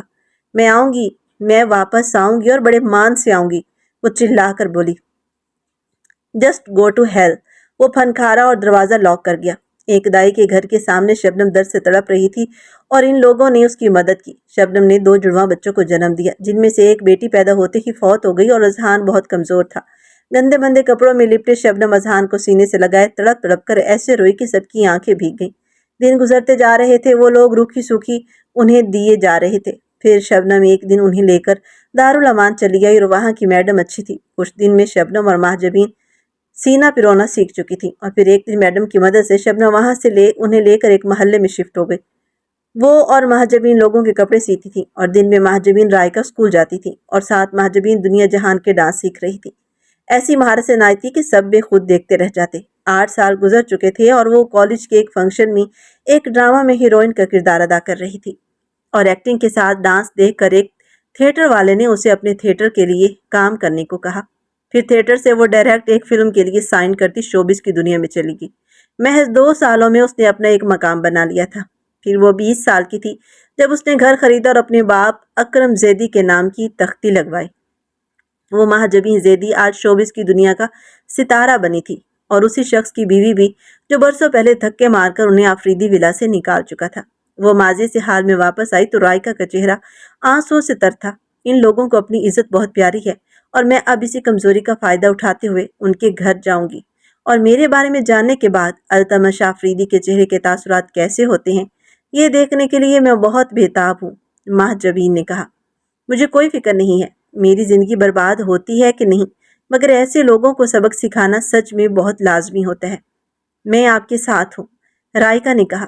نہیں میری جان، تمہیں اس بارے میں آرم سے کوئی بات نہیں کرنی، اور مجھے یقین ہے وہ لوگ بھی آرم تک یہ بات پہنچنے نہیں دیں گے۔ یہ انتقام میں اکیلی لوں گی۔ میں انہیں بتاؤں گی کہ میں نے برسوں پہلے جو ان سے وعدہ کیا تھا نا، وہ پورا کر دیا ہے، مہاجبین نے کہا، اور پھر آنسو صاف کرتی اپنے کمرے کی جانب بڑھ گئی۔ آج ان کی شادی کا پہلا فنکشن تھا۔ وہ لوگ سٹیج پر بیٹھے تھے اور التمش اس کی طرف دیکھ رہا تھا، جس کا چہرہ آج بھی ہر قسم کے جذبات سے عاری تھا۔ نہ جانے وہ اتنی پتھر دل کیوں تھی۔ پھر وہ اس کا ہاتھ تھام کر ٹیرس پر چلا آیا۔ کیوں ہو تم ایسی؟ تمہیں کوئی فرق نہیں پڑتا کہ میں تم سے ناراض ہوں؟ تم نے اس دن مجھے ہرٹ کیا اور ایک بار بھی سوری نہیں بولی۔ وہ اس کے کندھوں سے تھامتے ہوئے بولا۔ آپ ناراض تھے مجھ سے؟ مجھے لگا کہ مصروف ہیں میری طرح۔ اور ناراض کیوں تھے؟ وہ اتنی معمولی سی بات پر؟ حد ہوتی ہے کسی چیز کی۔ وہ اس کے ہاتھ پیچھے ہٹاتی دور ہونے لگی تو وہ اسے کھینچ کر اپنی باہوں کے حصار میں لے گیا۔ کیوں تڑپا رہی ہو مجھے؟ کوئی دشمنی ہے کیا؟ ایسے تو کوئی دشمنوں کے ساتھ بھی نہیں کرتا ہوگا جیسا تم میرے ساتھ کرتی ہو۔ کیوں ہو تم اتنی پتھر دل؟ وہ اس کے کندھے پر اپنے لب رکھتے ہوئے گھمبیر لہجے میں بولا تو وہ کرب سے اپنی آنکھیں میچ گئی۔ اس کا یہ چھونا، اس کی یہ باتیں اس کے دل میں ہلچل سی مچا رہی تھی، اور وہ بار بار خود کو یاد کروا رہی تھی کہ وہ یہاں پر انتقام لینے آئی ہے، نہ کہ محبت کرنے، مگر بدتمیز دل مان ہی نہیں رہا تھا۔ آنی یہاں ہے آپ؟ اذہان کی پکار پر وہ گہرا سانس بھرتا پیچھے ہوا۔ او آئی ایم سوری، غلط ٹائم پر انٹری کر دی، لیکن بہت ضروری کام ہے تو آپ کی بیگم صاحبہ کو لے کر جا رہا ہوں، اذہان نے کہا، اور پھر اس کا ہاتھ تھامے نیچے کی جانب بڑھ گیا۔ وہ بھی سرد آہ بھرتا ان کے پیچھے نیچے آ گیا۔ پھر مہندی کے فنکشن سے فارغ ہو کر وہ لوگ گھر کے لیے نکلی۔ وہ گھر پہنچے تو شبنم کی رو رو کے آنکھیں سرخ ہوئی تھی۔ کیا ہو گیا اپیا؟ کیوں رو رہی ہیں آپ؟ کیوں؟ تمہیں نہیں پتا کہ میں کیوں رو رہی ہوں؟ اپنی زندگی کو برباد کر رہی ہو تم دونوں، اور میں کچھ بھی نہیں کر پا رہی، شبنم ہچکیوں سے روتے ہوئے بولی۔ آپ فکر مت کیجیے، کوئی برباد نہیں ہوا۔ وہ اپنائیں گے اور اپنے گھر لے کر بھی جائیں گے، کیونکہ التمش آفریدی کو اپنا نام نسب بہت پیارا ہے اور اپنے خاندان کی وقار پر کوئی بھی داغ برداشت نہیں کر سکتا، اور میں ان سے کوئی ذاتی انتقام نہیں لے رہی، آپ کا حق لینے کے لیے یہ سب کر رہی ہیں۔ ہمارے ساتھ جو کچھ بھی ہوا میں اسے اب بھول جانا چاہتی ہوں۔ میرا صرف اور صرف فوکس اس بات پر ہے کہ اذہان کو اس کے باپ کا نام ملے اور اعظم آفریدی پوری دنیا کے سامنے اسے اپنا بیٹا تسلیم کریں۔ چھوڑ دو اس مقصد کو، کل میں شادی پر نہیں جاؤں گی اور میرا نہ جانا ہی بہتر ہے، شبنم نے کہا۔ تو ٹھیک ہے، پھر کل صبح کوئی ہم میں سے اس گھر سے نہیں جائے گا اور وہاں ان دونوں کی بارات ہمارا انتظار کرتی واپس پلٹ جائے گی، وہ اطمینان سے بولی تو شبنم نے جھنجھلا کر اسے دیکھا۔ کل کے لیے تیاری مکمل کیجیے کیونکہ اب اس راز سے پردہ اٹھ جانے کا وقت آ چکا ہے اور آپ کو فائنلی ان کے سامنے جانا ہے، وہ سپاٹ لہجے میں بولی اور پھر اٹھ کر اپنے کمرے کی جانب بڑھ گئی۔ اگلے دن بارات پہنچ چکی تھی اور وہ دونوں سٹیج کی جانب بڑھی جہاں پر ان کے دلہا حضرات ان کے استقبال کے لیے کھڑے تھے۔ میڈیا کوریج کر رہا تھا، ہر طرف ان کی جوڑیوں کو سراہا جا رہا تھا۔ ان دونوں کا ہاتھ تھامے اذہان سٹیج پر آیا، وہ سٹیج پر آتے ہوئے میڈیا کو اشارہ کر کے اپنی طرف بلانے لگی۔ وہ لوگ تیزی سے پاس آئے اور اس کی تصویر بنانے لگے۔ مجھے آپ سب کو اس ہستی سے ملوانا ہے جس سے ملنے کے لیے آپ برسوں سے انتظار کر رہی ہیں، وہی ہستی جو کہ میری کامیابی کے پیچھے ہے۔ پلیز ویلکم محترمہ شبنم زیدی، اس نے تعارف کرواتے ہوئے کہا اور پھر سیڑھیوں پہ سپورٹس لائٹس پڑی۔ وہاں اذہان کھڑا تھا اور اس کے ساتھ ہی پیچھے سے شبنم سامنے ہوئی تو اعظم، التمش اور سامیہ ساکت رہ گئے۔ التمش نے زخمی نگاہوں سے اسے دیکھا جو رائکا کے ساتھ سٹیج سے اتر کر شبنم کی جانب بڑھی تھی اور دونوں اس کے گلے لگ چکی تھی۔ التمش مٹھیاں بھینچ کر کھڑا تھا، پھر وہ شبنم کو لے کر سٹیج پر آ گئی۔ فوٹو شوٹ کے بعد شبنم سائیڈ والے صفحے پر بیٹھ گئی، اپنے چہرے پر مسکراہٹ لائے، ورنہ میڈیا سوچے گا کہ ضرور کوئی نہ کوئی بات ہے اور کل کی سرخیوں میں آفریدی فیملی کی ہی باتیں ہی ہوں گی۔ سو پلیز مائی لو، وہ مسکراتے ہوئے بولتی جا رہی تھی اور التمش غصے سے جیسے پاگل ہو رہا تھا اور سامیہ کا چہرہ تو دھواں دھواں ہو رہا تھا، مگر اعظم آفریدی گمسم سے کھڑے تھے۔ رخصتی کروا کر وہ لوگ گھر پہنچے تو التمش نے اندر آتے ہی لاؤنج کے وسط میں پڑے ٹیبل پر پڑا ہوا کرسٹل کا واز اٹھا کر زور سے سامنے LED پر دے مارا، کیونکہ وہاں ان کی شادی کا فوٹو شوٹ دکھایا جا رہا تھا۔ تم لوگوں کی ہمت بھی کیسے ہوئی ہمیں دھوکہ دینے کی، وہ اس کے کندھوں سے جکڑے چیخ کر بولا۔ آواز دھیمی رکھیے مسٹر آفریدی، کیونکہ میں ایسے لہجے برداشت نہیں کرتی، اور ہاں، میں یہاں پر کوئی بھاگ کر نہیں آئی ہوں، باقاعدہ بینڈ باجے بارات لے کر گئے تھے، آپ میرے عشق میں پاگل تھے۔ دوسری بات، برسوں پہلے میں نے کہا تھا نا کہ میں واپس آؤں گی، لو میں آ گئی، اب نکالو یہاں سے۔ کیسے نکالتے ہو؟ وہ صوفے پر بیٹھتے ہوئے اطمینان سے بولی۔ کیا ہو رہا ہے یہ سب، کوئی مجھے بتائے گا؟ آرام نے بے چینی بھرے لہجے میں کہا۔ تمہیں پتہ نہیں ہے یہ کون ہے؟ یہ وہی ہے بازار حسن کی طوائفیں، ان کا کسی شریف ماں باپ سے تعلق نہیں، التمش چیخ کر بولا تو آرم کا رنگ متغیر ہو گیا۔ وہ لڑکھڑا کر پیچھے کو ہوتا صوفے پر بیٹھ گیا۔ دیکھو آرم، ہماری کوئی دشمنی نہیں ہے آپس میں، اور تم میری بہن سے محبت کے دعوے دار ہو تو تمہیں اس بات پر کسی بھی قسم کا کوئی فرق نہیں پڑنا چاہیے۔ ہم شریف باپ کی بیٹیاں ہیں، ہمیں بازار حسن میں بیچ دیا گیا، مگر وہاں کی طوائف شبنم بائی تو اس معاشرے کے شریف زادوں سے بہت اچھی نکلی، جو کہ ڈٹ گئی ہماری خاطر۔ پوچھئے اپنے بھائی سے، جس دن ہم بیچی گئی تھی اس دن اسی کوٹھے پر تھے یہ، اور ہمیں خریدنے والوں کو پیسہ دے کر انہوں نے خرید کر شبنم بائی کو دے دیا۔ بتائیے نا اعظم بھائی کہ ہم سچ کہہ رہی ہیں کہ جھوٹ؟ خیر چھوڑو ان باتوں کو، مجھے میرا کمرہ دکھا دیجیے تاکہ میں جا کر کچھ دیر آرام کر سکوں، وہ سکون بھرے لہجے میں بولی اور پھر چلتی ہوئی رائکا کے پاس آئی جو کہ گمسم سی کھڑی تھی۔ جاؤ تم بھی اپنے کمرے میں، اور تمہیں کسی بھی قسم کی لڑائی کی کوئی ضرورت نہیں ہے، اپنی زندگی کو شروع کرو۔ اگر آرم تمہیں اپنانا چاہتا ہے تو اس کا ہاتھ تھامنے میں دیر مت کرنا، وہ بولی تو آرم نے اس کا ہاتھ تھام لیا۔ وہ دھیما سا مسکرا دی۔ آپ کا بیٹا محبت نبھانا جانتا ہے اعظم آفریدی، وہ بولی اور پھر ملازمہ کے ساتھ التمش کے کمرے میں آ گئی۔ التمش غصے سے اعظم آفریدی کو دیکھنے لگا۔ آپ کی غلطیوں کی وجہ سے آج ہمارا پورا خاندان مصیبت میں پھنس گیا ہے، طوائفوں میں، وہ چیخا، اور میرے خیال میں ہم جیسے لوگوں سے زیادہ اس بازار حسن کے لوگوں میں انسانیت ہوتی ہے۔ ہم جیسے لوگ ذات، برادری، نام، نسب کے نام پر ایک دوسرے کو قتل کر دیتے ہیں، وہاں ایسا نہیں ہوتا، اعظم آفریدی نے تلخ لہجے میں کہا اور ثانیہ کی جانب بڑھے۔ فکر مت کرو بابا، سے کیا گیا وعدہ مرتے دم تک نبھاؤں گا. کبھی بھی تمہارے ساتھ بے وفائی نہیں کروں گا، اور میں نے کبھی کی بھی نہیں تھی. میرا گناہ یہ تھا کہ میں نے دوسری شادی کی کیونکہ مجھے محبت تھی. تم ان دنوں بابا کی پروڈکشن ہاؤس اور فیشن ڈیزائنز کمپنی کو سنبھال رہی تھی. تم نے اس فیملی کے لیے یہ سب کیا، میں مانتا ہوں، مگر ایک شوہر کیا چاہتا ہے اپنی بیوی سے تمہیں اس بات کا پتہ نہیں تھا. اس لیے میں بھٹکتا ہوا شبنم کے پاس پہنچ گیا. جو سکون مجھے تم سے چاہیے تھا مجھے وہاں ملا، اور میں نے شادی کر لی. مگر اس کے حصے میں صرف 2-3 راتیں تھیں، مگر باقی کے سارے دن تمہارے ہوا کرتے تھے، اور یہ شبنم نے مقرر کیے تھے. اسے میں نے نکاح کے بعد بتایا تھا کہ میں شادی شدہ ہوں. وہ بہت روئی تھی، ناراض بھی رہی تھی، اور پھر اس کے بعد اس نے قسم دی تھی کہ میں اس سے زیادہ تم سے قریب رہوں، اور اسی کی وجہ سے میں تمہارے پاس زیادہ وقت گزارتا تھا. مگر تمہارے پاس میرے لیے کوئی ٹائم ہی نہیں ہوتا تھا. ہر وقت میرے دیور جی، میرے بابا جان، یہی تمہاری زبان پر ہوتا تھا. جیسے بابا جان کو لگتا تھا کہ میں ایک نکما ہوں، ویسے تمہیں بھی لگنے لگا تھا. شاید اس لیے تم اپنا مقام بنانا چاہتی تھی، اور تم نے بنا لیا. مگر میں سب کچھ ہارتا چلا گیا. اس کی طرف سے اب بھی تم انسیکیور مت ہونا، کیونکہ وہ کبھی بھی واپس نہیں آئے گی میری زندگی میں تمہاری اجازت کے بنا. اگر وہ چاہتی نا تو پوری دنیا کو اکٹھا کر کے آفریدی ہاؤس کے باہر دھرنا دے سکتی تھی، مگر اس نے ایسا نہیں کیا، کیونکہ وہ میرے اور تمہارے بیچ کبھی آنا چاہتی ہی نہیں تھی. اور چلی گئی وہ چپ چاپ یہاں سے، اور دوبارہ اپنی اولاد تک کو لے کر نہیں آئی. اگر وہ چاہتی تو اپنی اولاد کے نام پر یہاں آ سکتی تھی. اعظم آفریدی بھی پھٹ پڑے تھے. وہ سر جھٹک کر باہر نکل گیا. اس کا کمرے میں جانے کا کوئی بھی ارادہ نہیں تھا، اور وہاں سے نکل کر اپنے فلیٹ پر پہنچا، جہاں پر اس کی دوست جو کہ ایکٹریس بھی تھی وہیں پر موجود تھی. اس نے غصے میں اپنے لیے الکوہل منگوائی اور کتنی دیر بیٹھا وہ حرام مشروب کو اپنے اندر اتارتا رہا. آپ آج تو آپ کی شادی ہوئی ہے نا، تو یہاں پر کیوں ہیں؟ مایا نے پاس کئی سوال کر ڈالے. میری بیوی نے مجھے دھوکہ دیا ہے، اسے مجھ سے محبت نہیں ہے، وہ کرب بھرے لہجے میں بولا. کس قسم کا دھوکہ سر؟ مایا نے پوچھا.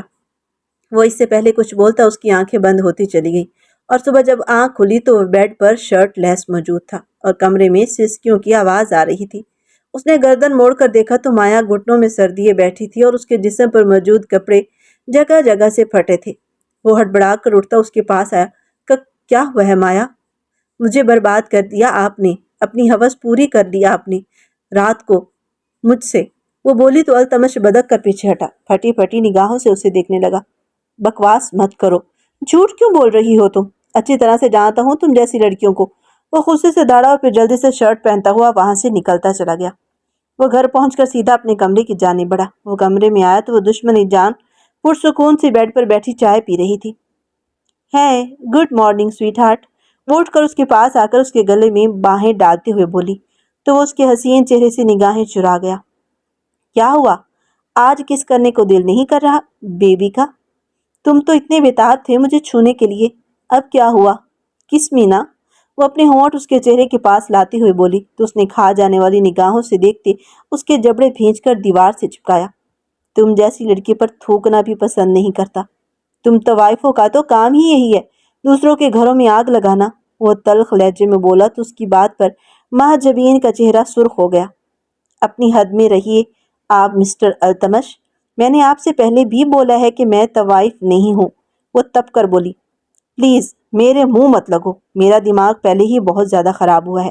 وہ غصے سے بولتا واش روم کی جانب بڑھ گیا. وہ فریش ہو کر باہر لاؤنج میں آیا ہی تھا کہ اسی وقت انسپیکٹر عمر اندر داخل ہوئے. Mister Altamash Afridi, you are under arrest. وہ بولا تو سب چونک کر کھڑے ہوئے. کس جرم میں؟ اعظم آفریدی غصے سے بولے. مس مایا کا ریپ کرنے کے جرم میں. انسپیکٹر کی بات پر سب نے بے یقینی سے اسے دیکھا تو وہ کرب سے آنکھیں میچ گیا. میں نے کچھ نہیں کیا انسپیکٹر، وہ لڑکی جھوٹ بول رہی ہے. وہ غصے سے بولا. سارے ثبوت آپ کے خلاف ہیں، اور مس مایا نے خودکشی کرنے کی کوشش بھی کی، انسپیکٹر نے کہا. پھر اسے ہتھ کڑی پہنا کر باہر لائے تو وہاں میڈیا پہلے سے موجود تھا.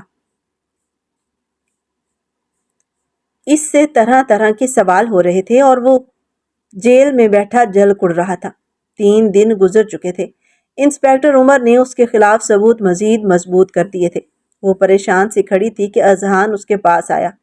آنی چلیے اس گھر سے، اب آپ کے لیے یہاں پر کچھ نہیں رکھا، اس نے کہا تو وہ زخمی نگاہوں سے اسے دیکھنے لگی. نہیں اذہان، التمش کے لیے یہ وقت بہت کٹھن ہے، اس کے لیے نام سب کچھ بہت اہم ہے. اب میں اس کا یہ داغ مٹانا چاہتی ہوں۔ وہ بولی، آپ کو لگتا ہے کہ وہ انسان بے گناہ ہے؟ آپ شاید دیکھ نہیں رہی کہ سارے ثبوت ان کے خلاف ہیں۔ اذہان نے کہا، نہیں اذہان، میرا دل کہتا ہے کہ اس نے کچھ بھی غلط نہیں کیا۔ ہمیں معاملے کی تہہ تک پہنچنا ہوگا اور تم میری مدد کرو گے نا؟ اس نے کہا تو اذہان نے لب بھیج کر سر اسبات میں ہلا دیا۔ باہر کھڑی سامیہ کی آنکھیں بھیگ گئیں۔ وہ دروازہ کھولتے اندر آئی تو وہ دونوں چونک گئے تھے۔ تھینک یو ماجوی، تم سچ میں بہت اچھی لڑکی ہو۔ شبنم نے تم لوگوں کی بہت اچھی تربیت کی ہے، سامیہ نرم لہجے میں بولی اور پھر اذہان کے رخسار کو ہلکا سا تھپ تھپا کر باہر نکل گئی۔ اذہان نے اپنے ایک دوست جو کہ جاسوس تھا اس کو ساری سچویشن بتائی تو وہ اس لڑکی کا پیچھا کرنے لگا۔ 2 دن کے بعد اس نے جو انفارمیشن دی وہ سن کر وہ لوگ چونک گئے، کیونکہ وہ لڑکی انسپیکٹر عمر کی منگیتر تھی۔ جیسے ہی اسے انسپیکٹر عمر کے خاندان کے بارے میں پتہ چلا وہ مزید چونک گئی۔ وہ اسی دن اذہان کے ساتھ اس کے گھر پہنچی تو وہ دونوں انہیں دیکھ کر چونک گئے۔ دھوکے کے علاوہ کچھ نہیں آتا نا آپ لوگوں کو؟ وہ صوفے پر بیٹھتے ہوئے طنزیہ لہجے میں بولی۔ تو وہ سب لوگ چونک گئے اور مایا نے بے چینی سے پہلو بدلا۔ کیا کرنے آئی ہو تم یہاں؟ تم جیسی بےہودہ طوائف لڑکیوں کے منہ نہیں لگتے ہم لوگ۔ وہ تڑک کر بولا۔ او اچھا، اپنی منگیتر کو التمش کے ساتھ بستر میں سلا کر تم تو بہت اچھے بن گئے ہو اور شریف بھی۔ ویسے میرے طوائف بننے کے پیچھے وجہ جاننا نہیں چاہو گے؟ تمہارے اپنے ہی ہیں انسپیکٹر عمر، تمہارا باپ ساجد زیدی جو کہ بدقسمتی سے میرا چاچا بھی ہے۔ وہ تلخ لہجے میں بولی تو عمر پھٹی پھٹی نگاہوں سے اسے دیکھنے لگا اور پھر نڈھال سا ہو کر سر تھام کر بیٹھ گیا۔ ویسے میرے چاچا جی نظر نہیں آ رہے؟ وہ طنزیہ لہجے میں بولی تو عمر نے نم آنکھوں سے اسے دیکھا۔ قدرت نے تمہارے ساتھ برا کیا ہے نا، اور دیکھو اللہ نے ہمیں کیا کیا دن دکھائے۔ بابا کو کچھ عرصے کے بعد ہی فالج کا اٹیک ہو گیا۔ وہ عرصہ تک اسی طرح رہے اور اللہ سے اپنے گناہوں کی معافی مانگتے رہے، اور آپ لوگوں کو ڈھونڈنے کا بھی کہا مگر آپ لوگ ہی نہیں ملے۔ پھر اس کے بعد میری چھوٹی بہن علیزہ، وہ التمش سے محبت کرتی تھی مگر التمش نے اسے ریجیکٹ کر دیا اور میری بہن نے غصے میں آ کر سوسائیڈ کر لی، اور میں پچھلے 5 مہینوں سے مایا کے ساتھ مل کر اس شخص کو بدنام کرنے کے لیے پلان بنا رہا تھا مگر ہمیں موقع ہی نہیں مل رہا تھا، اور پھر بالآخر اس دن موقع ملا اور میں نے اور مایا نے اس کی الکحل میں ڈرگز بھی ملا دی تاکہ اسے اتنا نشہ ہو کہ وہ کسی بھی قسم کی مزاحمت نہ کر سکے اور اسے کچھ یاد نہ رہے، اور میں نے وہاں پر آ کر اسے شرٹ لیس بیڈ پر لٹا کر رات بھر وہیں انتظار کیا، اور پھر دن چڑھنے کے بعد مایا اپنے کپڑے پھاڑ کر اس کے بیڈ کے پاس بیٹھ گئی اور اس پر ریپ کا الزام ڈال دیا گیا، اور میں نے سارے ثبوت اس کے خلاف کر دیے، اور میں اس کے خلاف مزید ثبوت اکٹھے کرتا ہی جاؤں گا کہ وہ کسی کو منہ دکھانے کے لائق بھی نہیں رہے گا۔ انسپیکٹر عمر تنفر بھرے لہجے میں بولا، تمہاری بہن کا وہ گنہگار نہیں ہے، مجھے معلوم ہے کہ وہ شروع ہی سے ضدی تھی۔ تمہارے باپ اور تمہاری بہن کے ساتھ جو ہوا اس کو تم قدرت کی سزا سمجھ کر بری نہیں ہو سکتے۔ ہمارے ایک ایک دن کا حساب دینا باقی ہے۔ تمہارا باپ نہیں تو تم دو، وہ سرد لہجے میں بولی۔ دیکھو تمہارے ساتھ جو بھی زیادتی ہوئی ہے نا، اس کا میں ازالہ اس طرح کر سکتا ہوں کہ تمہیں تمہارا گھر لوٹا دوں گا، اور اس کے علاوہ مجھ سے کسی بھی قسم کی امید مت رکھنا، اور یہ تو کبھی مت سوچنا کہ تمہارے شوہر کو میں چھوڑ دوں گا، کیونکہ اسے تو میں کڑی سے کڑی سزا دوں گا۔ بھلے میری بہن نے خودکشی خود کی ہو مگر اس کی وجہ وہی شخص تھا، انسپیکٹر عمر نے سرد لہجے میں کہا تو وہ تعصب سے اسے دیکھنے لگی۔ تمہارا باپ اور تمہاری بہن سب کے سب ایک جیسی ہو، صرف اپنے بارے میں سوچنے والے، اور فکر مت کرو، میں اپنے شوہر کو تو اس جیل سے رہا کروا ہی رہوں گی۔ وہ غصے سے بولتے ہوئے اٹھ کر کھڑی ہو گئی۔ میں انسپیکٹر عمر ہوں، کوئی معمولی انسان نہیں، وہ متکبرانہ انداز میں بولا۔ اللہ کو غرور پسند نہیں ہے، شیر کو سوا شیر ضرور ہوتا ہے۔ انسپیکٹر عمر، وہ طنزیہ لہجے میں بولی، اور باہر نکل کر اس نے اپنے گلے میں موجود لاکٹ کو دیکھا جس میں ایک چھوٹا سا منی کیمرہ چھپا ہوا تھا۔ پھر اذہان نے اس کیمرے سے منسلک USB میں موجود وہ ویڈیو ریکارڈنگ نکال لی اور اسے جا کر DIG صاحب کو دکھایا تو ان کی پوری فورس حرکت میں آ چکی تھی۔ وہ ویڈیو میڈیا تک پہنچ چکی تھی اور میڈیا پولیس اسٹیشن پہنچ چکا تھا۔ DIG صاحب تھانے پہنچے تو انسپیکٹر عمر انہیں دیکھ کر چونک گیا۔ ہمیں تم پر فخر تھا کہ تم ایک بہادر افسر ہو، مگر تم نے اپنی طاقت کا ناجائز فائدہ اٹھایا، اور وہ بھی اپنا ذاتی انتقام لینے کے لیے۔ تم سے تمہارا عہدہ چھینا جاتا ہے، DIG صاحب نے دھاڑ کر کہا تو اس نے فک چہرے سے پیچھے آتی محجبین کو دیکھا۔ خود کو بڑا 30 مار خان سمجھتے تھے نا تم، مگر تم تو گدھے نکلے۔ تم انسپیکٹر تھے مگر تم نے اپنا سارا پلان بڑے فخر سے مجھے بتا دیا۔ وہ چبا چبا کر بولی تو انسپیکٹر عمر نے غصے سے اسے دیکھا۔ پھر وہاں سلاخوں کے پیچھے کھڑے التمش کے پاس آئی۔ 1 ہفتے میں وہ بے حال ہو چکا تھا۔ وہ اسے لیے باہر نکلی تو وہاں میڈیا ان کا منتظر تھا، مگر وہ کسی کے بھی سوال کا جواب دیے بغیر اس کا ہاتھ تھامے گاڑی کی جانب بڑھ گئی۔ گھر پہنچے تو سامیہ اور اعظم آفریدی باہر کھڑے ان کا انتظار کر رہے تھے۔ آپ کا ہماری فیملی پر بہت بڑا احسان ہے جس کو ہم کبھی بھی نہیں چکا سکتے، سامیہ نے اس کے ہاتھ کو تھامتے ہوئے کہا تو وہ ہلکا سا مسکرا دی۔ پھر وہ کمرے میں آ گئے۔ التمش تو آتے ہی نہانے چلا گیا۔ وہ نہا کر باہر نکلا تو مہاجبین صوفے پر بیٹھی اپنی نیلز ٹرم کر رہی تھی۔ تمہیں کیا لگتا ہے تمہاری دھوکے کو معاف کر دوں گا میں معافی مانگ بھی نہیں رہی، وہ منہ بنا کر بولتی پلٹنے لگی کہ التمش نے اسے بازو سے کھینچ کر دیوار سے لگاتے اس کے لبوں کو اپنی دسترس میں لیا تھا۔ وہ اس کے سینے پر مکے برساتے ہوئے اسے پیچھے کرنے کی کوشش کر رہی تھی، مگر اس کی شدتیں بڑھتی ہی جا رہی تھی، یہاں تک کہ ہونٹ زخمی ہو گیا۔ پھر وہ پیچھے ہٹا، اس نے ٹیبل پر پڑے ٹیشو باکس سے ٹیشو نکال کر اس کے نچلے لب پر رکھا تو وہ ناگواری سے اسے دیکھنے لگی۔ اس کی حسین نگاہوں سے وہ نگاہیں چرا کر پلٹا اور سگریٹ کیس اٹھا کر باہر نکل گیا۔ وہ جھولے میں بیٹھا آرم کے متعلق سوچ رہا تھا جس نے رائکا کو نہ صرف اپنایا بلکہ بہت باتوں سے پردہ بھی اٹھایا۔ وہ خود سے شرمندہ تھا۔ اگلے دن صبح مہاجبین اٹھی تو باہر ایک رونق لگی ہوئی تھی۔ وہ منہ ہاتھ دھو کر نیچے آئی تو وہاں بیٹھی سامیہ کے ساتھ باتیں کرتی شبنم کو دیکھ کر اس کے قدم ٹھٹر گئے۔ اذہان اور آرم سر جوڑے کوئی بات کر رہے تھے اور التمش اعظم آفریدی ایک سائڈ پر بیٹھے لیپ ٹاپ پر لگے تھے۔ وہ الجھی سی اٹھ کر کچن کی جانب بڑھ گئی۔ پھر شام کو شبنم واپس نہیں گئی تو وہ بے چین سی ہو کر اس کے پاس بیٹھ گئی۔ یہاں پر کیوں بیٹھے ہو؟ گھر کیوں نہیں گئی ابھی تک؟ وہ جھنجھلا کر بولی۔ کیوں بھائی، تمہیں کیا تکلیف ہے؟ اور اب سے میری بھابھی یہیں پر رہیں گی، تمہیں کوئی اعتراض ہے؟ التمش نے اس کے پیچھے آتے ہوئے کہا تو اس نے آنکھیں پھاڑ پھاڑ کر اس خڑوس کو دیکھا جو کہ مسکرا رہا تھا، اور شبنم کی آنکھوں میں بھی خوشی اور نمی تھی۔ سچ؟ وہ نم لہجے میں بولی تو شبنم نے سر جھکا لیا۔ پھر وہ رات کو کمرے میں آئی تو التمش اسی کا منتظر تھا۔ وہ جلدی سے دوسری طرف منہ کرتے لیٹ گئی۔ پھر التمش کا ہاتھ اس کی کمر سے رینگتا رخسار پر ٹھہرا تو اس کی دھڑکن رک سی گئی تھی۔ پھر وہ اسے بازو سے کھینچ کر سیدھا کر کے ڈائریکٹ اس کی آنکھوں میں دیکھنے لگا۔ نگاہیں کیوں نہیں ملا رہی؟ ہمت نہیں ہے کیا؟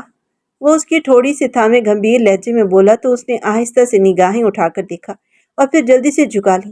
التمش ہلکا سا مسکراتے ہوئے اس پر جھکا اور پھر اس کے چہرے کی ہر نقش پر لب رکھتا چلا گیا۔ وہ زور سے آنکھیں میچ کر سانس روکے لیٹی تھی۔ ماہی سانس لے لو، وہ اس کے کان کی لو کو لبوں سے چھوتے بولا، مگر وہ ہنوز یوں ہی لیٹی رہی۔ آئی ایم سوری، لاکھوں کروڑوں بلکہ دنیا میں جتنی بھی گنتی ہے اتنی بار سوری، تمہاری ہر تکلیف کی وجہ بننے پر سوری۔ وہ اس کے کان کی لو کو لبوں سے دباتے ہوئے بولا تو اس نے سسکاری بھری اور پھر اس کی آنکھوں کے کناروں سے آنسو بہنے لگے۔ التمش نے اسے باہوں میں بھرا تو وہ اس کے سینے سے لگی تڑپ تڑپ کر رو دی۔ شش، بس میری جان، آج کے بعد ان آنکھوں میں کبھی آنسو نہیں آنے دوں گا، وہ گمبھیر لہجے میں بولا تو اس سے الگ ہوتے تھوڑی دور ہوئی۔ تو ابھی معاف کرنے کو تیار نہیں ہو؟ وہ گہرا سانس بھرتے بولا۔ میں بہت تھکی ہوئی ہوں، مجھے نیند آ رہی ہے، وہ بولی تو التمش گہرا سانس بھر کر رہ گیا۔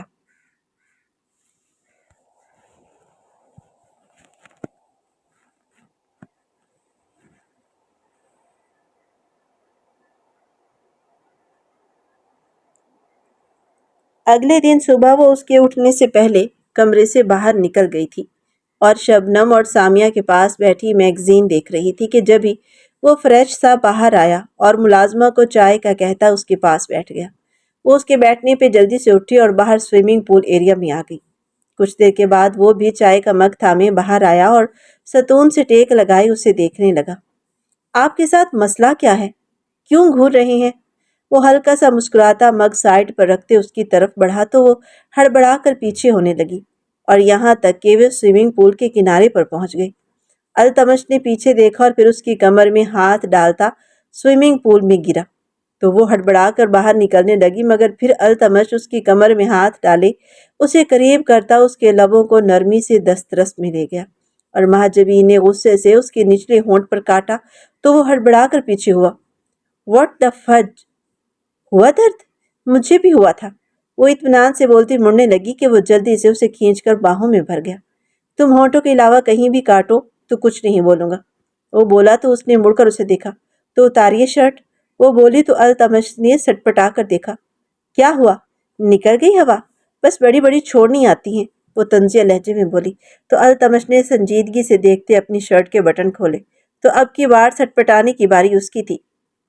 اب لو اپنا بدلہ، وہ بولا۔ مجھے ضروری کام ہے، وہ گڑبڑا کر بولتی تیزی سے پلٹنے لگی، مگر وہ اس کی کمر میں ہاتھ ڈال کر اس کی آنکھوں میں دیکھنے لگا۔ ڈر گئی کیا؟ التمش نے اکسایا تو وہ غصے سے اس کے عین دل کے مقام پر اپنی دانت گاڑ چکی تھی۔ التمش مسرور کن درد محسوس کرتے آنکھیں میچ گیا۔ وہ پیچھے ہٹی تو اس کے دانتوں کے نشان تو تھے ہی، اور آس پاس ہلکی ہلکی خون کی بوندیں۔ مہاجبین نے نم آنکھوں سے دیکھا اور پھر نرمی سے اس پر لب رکھے تو وہ ہلکا سا مسکرا دیا۔ کہیں پیار تو نہیں ہو گیا مجھ سے؟ وہ شرارتی لہجے میں بولا تو وہ اس کے گلے لگی، تڑپ تڑپ کر رو دی۔ التمش اسے یوں ہی باہوں کے حصار میں لیے کھڑا تھا۔ پھر وہ اسے گود میں اٹھائے سوئمنگ پول سے باہر آ کر گود سے اتارا۔ آج رات مت تڑپانا ورنہ جان نکل جائے گی، التمش نے کہا تو اس نے تڑپ کر اپنا ہاتھ اس کے لبوں پر رکھا اور پھر جلدی سے ہٹا بھی لیا۔ رات کو التمش کمرے میں آیا تو وہ وائٹ کلر کی شیفون کی ساڑی میں قیامت ڈھا رہی تھی۔ التمش اسے باہوں میں بھرے اس پر اپنا حق جتانے لگا۔ آئی لو یو سویٹ ہارٹ، وہ گھمبیر لہجے میں بولا۔ آئی لو یو ٹو، وہ لم لہجے میں بولتی اسے جیسے خوشی سے پاگل کر گئی تھی، اور وہ اسے اپنے پیار کی بارش میں بھگوتا چلا گیا۔ دوستو، ویڈیو پسند آئی ہو تو اس کو لائک اور شیئر لازمی کیجیے گا، اور میرے چینل کو سبسکرائب کرنا مت بھولیے گا۔ تو تب تک اجازت دیجیے جب تک نیا ناول نہیں آ جاتا۔ اللہ حافظ۔